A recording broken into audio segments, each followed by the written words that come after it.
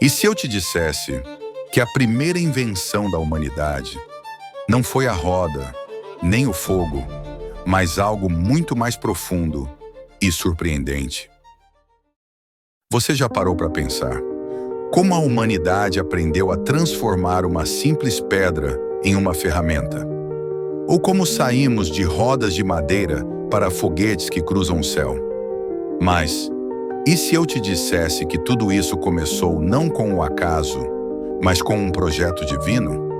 Sim, desde o Éden, a semente da criatividade já estava no coração do homem. Segundo Gênesis 2, Adão não apenas recebeu vida, ele recebeu inteligência, linguagem e capacidade de nomear todos os animais da terra. Isso não é pouco. Isso é o início da tecnologia. Porque dar nome às coisas é o primeiro passo para dominá-las e transformá-las. E o mais curioso, enquanto a ciência tenta entender como o homem evoluiu com o tempo, a Bíblia já nos mostra que Adão nasceu com consciência plena, inteligência ativa e um espírito criativo. Não foi um processo lento de milênios, como ensinam por aí. Foi uma explosão de capacidades, um verdadeiro download divino de sabedoria. Imagine só, Adão ainda no Éden, observando a natureza, nomeando animais, percebendo padrões, sons, ritmos.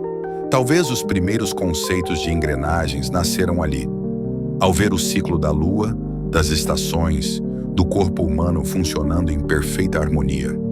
E sabe o que isso revela? Que a capacidade de criar, inventar e desenvolver está no nosso DNA original. Então, antes mesmo das primeiras civilizações, antes da Babilônia, do Egito, dos sumérios ou gregos, já existia um ser humano com mente tecnológica, com alma criadora e visão de futuro. E é aqui que nossa jornada começa. Se Adão foi o primeiro homem, criado com plena inteligência e comunhão com Deus, então é de se esperar que seus filhos também carregassem em si uma herança curiosa, a criatividade. E olha, não é pouca não. Vamos começar por Caim, que apesar de sua história trágica, fundou a primeira cidade que se tem registro bíblico. Enoque. Uma cidade, amigo, não nasce do nada. Exige organização, habitação, proteção e o principal, pessoas que saibam criar. E aí a coisa começa a ficar interessante. Lá em Gênesis 4, somos apresentados a 3 descendentes de Adão, que a Bíblia destaca de forma bem única. Primeiro, Jabal. Ele foi o pai dos que moram em tendas e criam gado. Sabe o que isso significa? Ele não só cuidava de animais, ele criou todo um sistema de pastoreio, vida nômade organizada. Um verdadeiro gestor rural da antiguidade. Depois vem o seu irmão, Jubal, o pai de todos os que tocam harpa e flauta. Agora para e pensa, um instrumento musical não surge do nada. Tem cálculo, tem física, tem arte. Jubal basicamente inventou a música organizada. E quem sabe, as primeiras escalas musicais da humanidade. E por fim, Tubal-Caim. Esse foi além. Ferreiro, artesão, forjador de cobre e ferro. Ele moldava ferramentas e armas. Ele não só inventava, ele transformava a matéria-prima em poder, progresso e talvez até guerra. Esses 3 homens foram os pilares de áreas que hoje movem o mundo. Agricultura e pecuária, artes e cultura, indústria e tecnologia. Tudo isso lá no começo da humanidade. Sem Wi-Fi, sem manual, sem protótipo. Só com o sopro da criatividade divina. Agora imagina isso sendo passado de geração em geração.